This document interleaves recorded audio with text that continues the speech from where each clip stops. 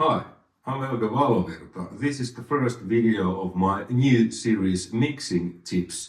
First, bass guitar.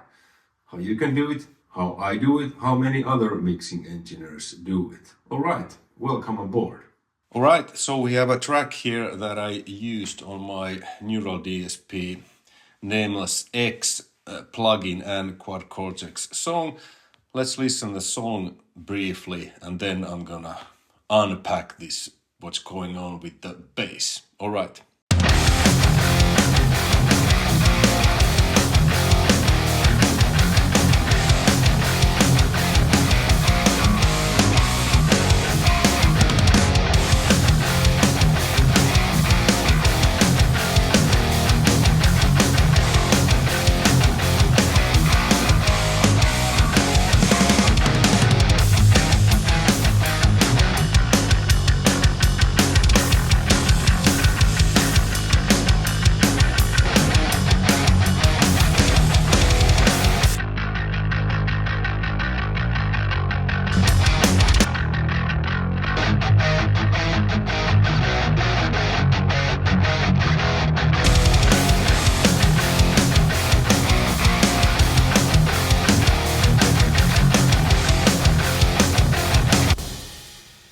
Like that.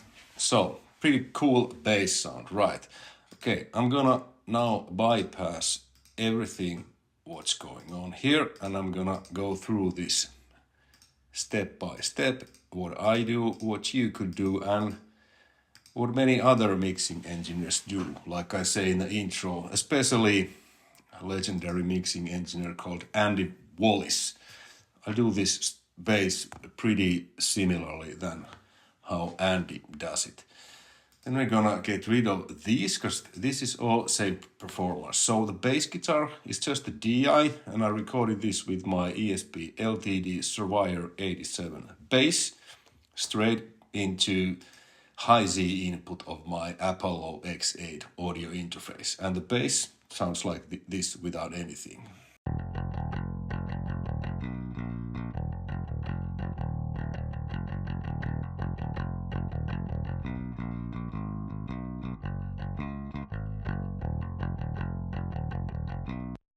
Cool, then we add an amplifier. This is my go-to bass amp. Bogren's Bass Knob Classic and it's on the dirt setting. Now the bass sounds like this.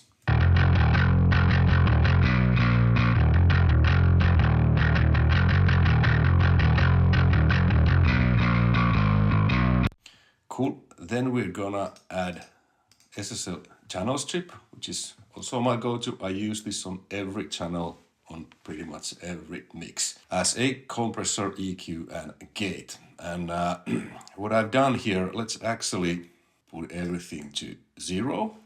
So now the channel strip is on. I'm using the mic pre to give it a little bit of a character.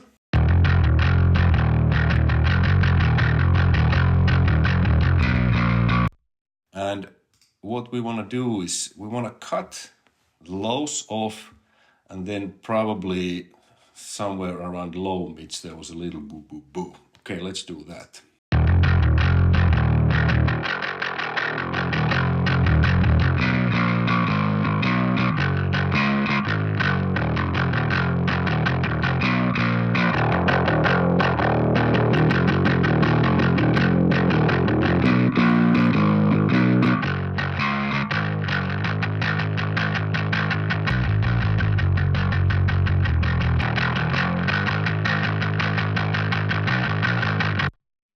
And then many times I use this compressor on the channel strip. Let me show what that does.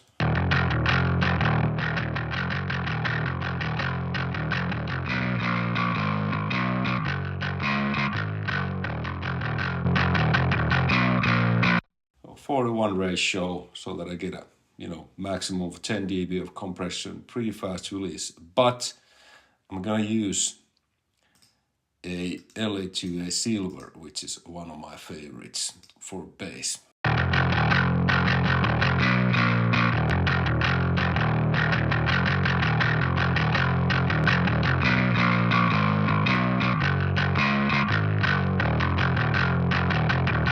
you hear how it just levels the bass nicely and it adds a certain character. So whatever is your preferred compressor for bass, mine is the U80's LH2A Silver, or then the channel strips compressor. But for this video, I'm gonna use the LH2A on this channel. So pretty much cut lows, cut some low mids, so you have kind of like basic MIDI sound.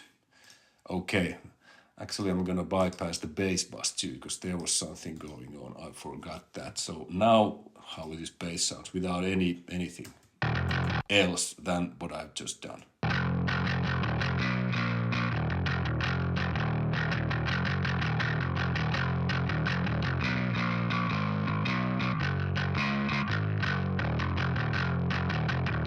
Okay, cool. Then what we want to do, what I many times do, I copy this track, then let's solo this, and now we have the same track here, same performance. Let's add the bass now, but on a clean setting.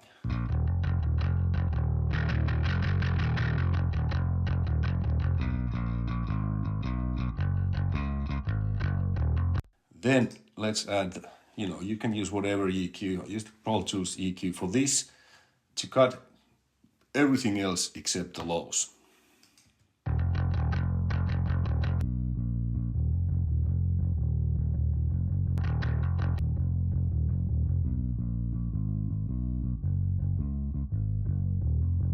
Now there's just a clean low end. Then we're gonna add this channel strip, and what we're gonna do is we're gonna boost around 50, depends, the tuning, the song, but basically crank the low end.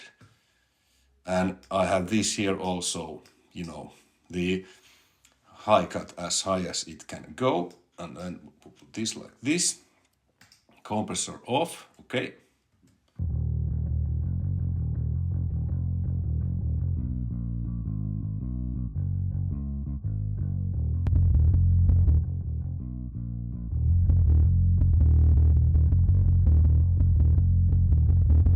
Now you hear it starts to overload. What we're gonna do next, we're gonna engage the compressor. Let's put everything like this.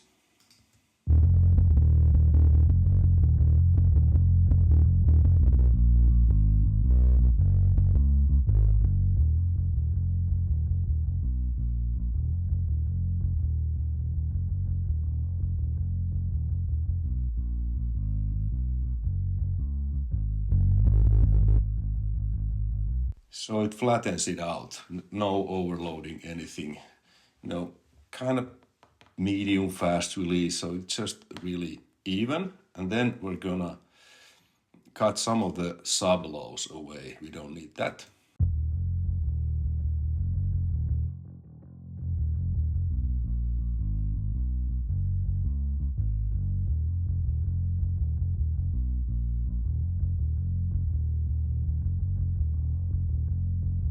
Cool.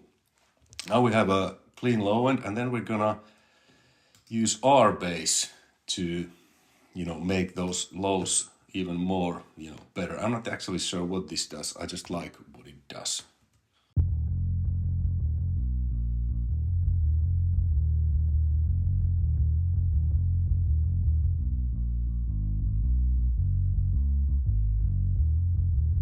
Kind of highlights those subs nicely. And then one thing we're gonna do also to keep them even in more control, we're gonna engage Soothe.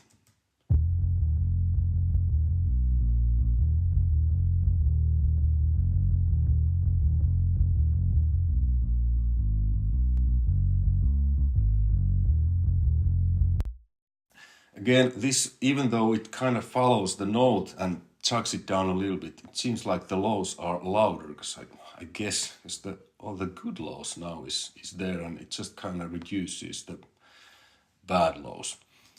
Not really theoretical, right? But if it sounds good, it's good.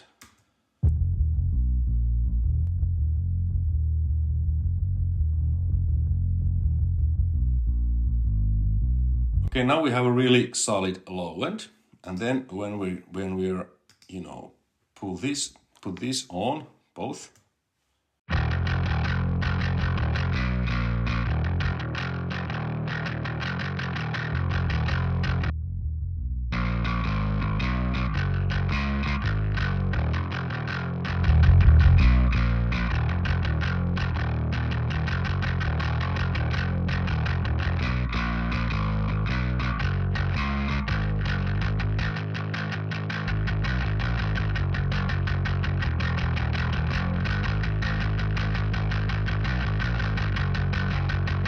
Cool, so now we have a pretty good bass sound. Let's check it out with the drums, how that feels.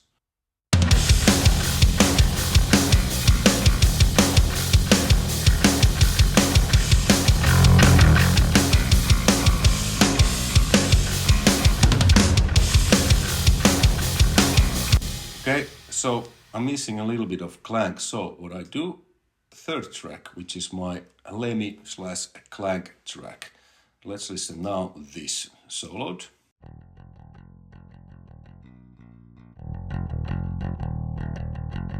Okay, let's engage the Lemmy. So what I've done here is I've cut all the lows pretty much off, all the mids pretty much in mostly, and then I've also have a high pass here on this plugin. This is great, Softtube's Lemmy Murder 1. So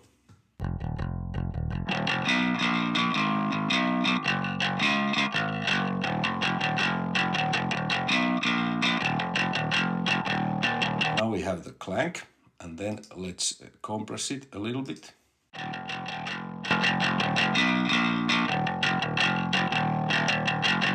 And a little bit of the, mic pre, it gets its sound.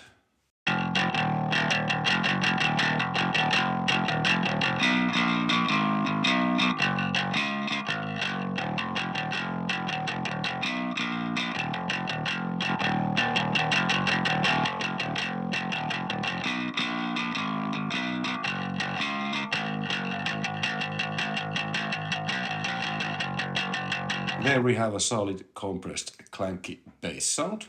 Then what we're gonna do is we're gonna blend that in, and that I do with the drums. So I wanna hear, to add the clank.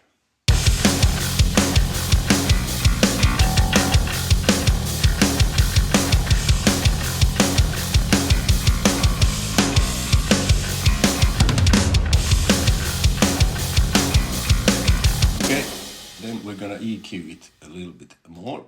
What we're gonna do, what I wanna do here to the whole bass, I wanna, have a little bit more attack, like the peak attack and peak noise and stuff. So usually 1K is pretty good for the kind of the peak, kind of the note, and then somewhere on 2.5, kind of the high end, and then I'm gonna high and low pass it a little bit.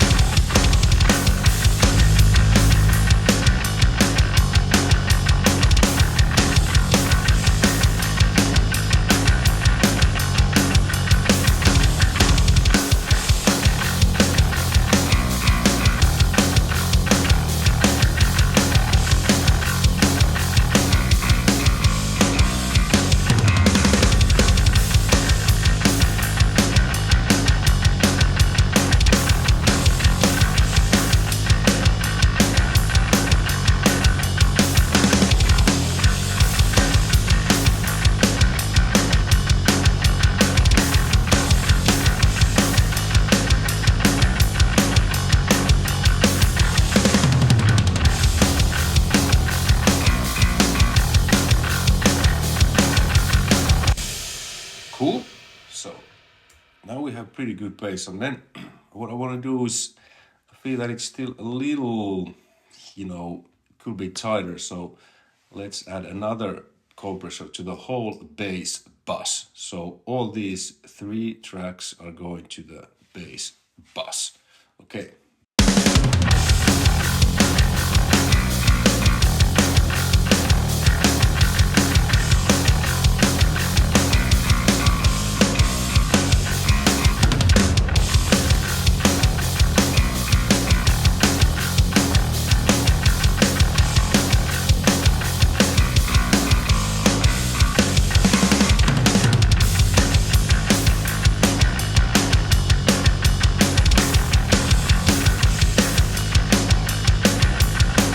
little bit more forward. This is a Fairchild compressor, so I'm only looking to get like 1 dB of compression, and it's full on. So it just glues all the 3 bass tracks together. Okay, and now comes the stuff that I also do pretty much always. This is totally from Andy Wallace. So this main bass track, I'm sending it to Symphonic plugin. This is a Nirvana plugin of Yamaha SPX90 Symphonic preset. This is the closest of that preset or plugins I've ever tried. I've used some other companies, plugins of this, like Overloud does one, but this to me is because I own the real deal, real thing. This is almost indistinguishable, whatever the word is. It's the same. So we're gonna send from this main bass track to the Symphonic, and what I'm gonna do is I'm gonna blend that in so you hear what it does. Let's use it first soloed, so you'll hear.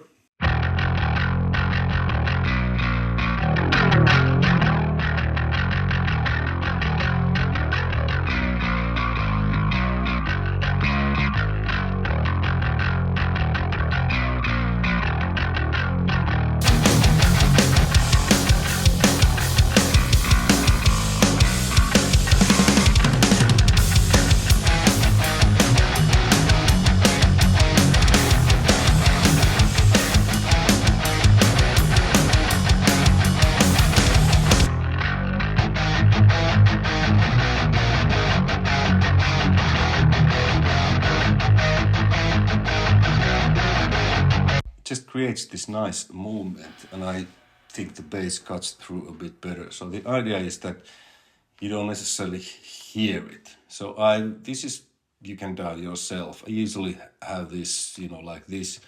If it's full on wide, let me show you, it's a bit too much.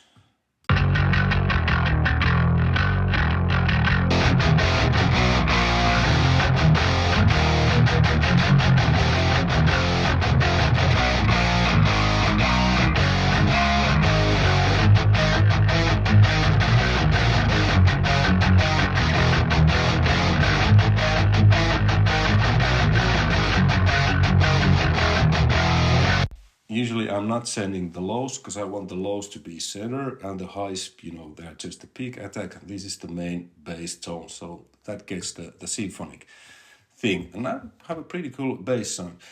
What you could also use it, I mute this and I open the dimension. So this is a send to a dimension D here. This is a bit smoother version.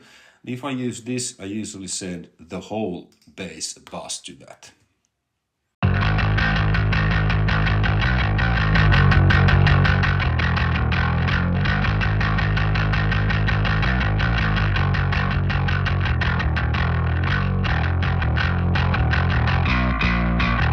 Symphonic.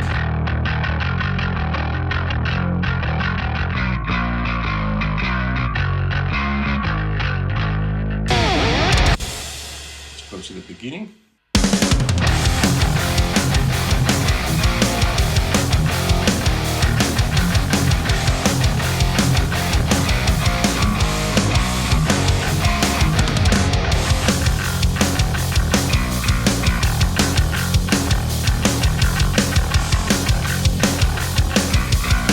Symphonic it's kind of a little bit deeper, chorusing. I really like that.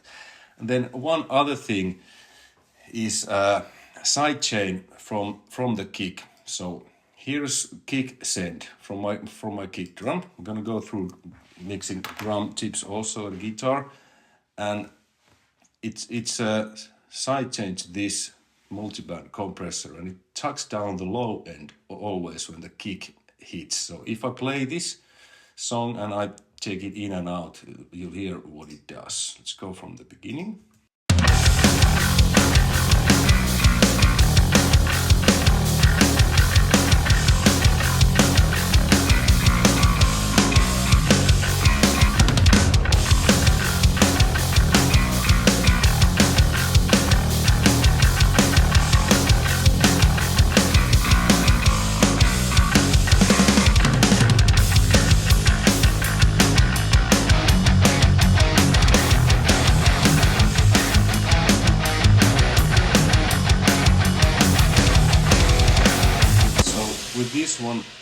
you don't necessarily need to pay too much attention about what is your kick EQ and what is your bass EQ. That is one thing that you make sure that the low end on the kick and bass are a little bit different, but I don't usually worry about that. I just dial a good kick drum sound and a good bass guitar sound, and then this does the separation. So whenever the kick hits, since it's sidechained from the kick to this bass bus, it tucks down the low end a little bit. So the kick's low end and the kick is more apparent. So whenever the kick hits, you know, they're not competing with each other on really low end register.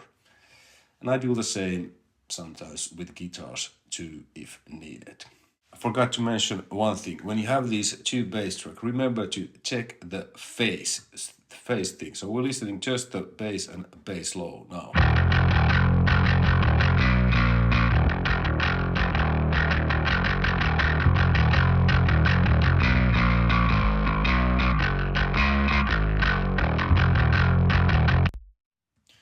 So this sounds better when I, flip the phase. Okay, let's engage the Lemmy and let's see.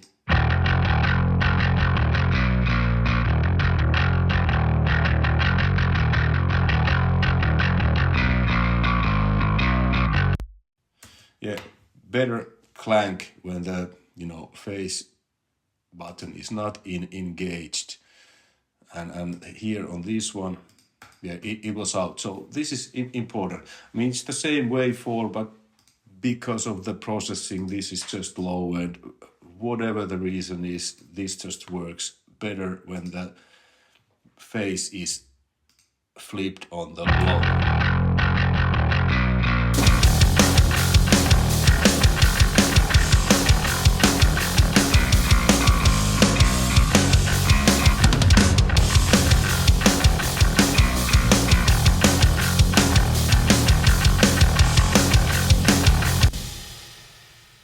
Like that. All right, so yeah, this was how I usually do my bass. So one main track, then two additional tracks, same performance, just copied. So clean low end, heavily compressed, R bass in, sooth in, basic sound, take care of the deep low end, around 200, and that's your basic mid, sound. And then if you feel like, I usually always do, I'll add clank, just really heavy clanky sound. Let's listen to this once, all the different sounds. I'll add them in.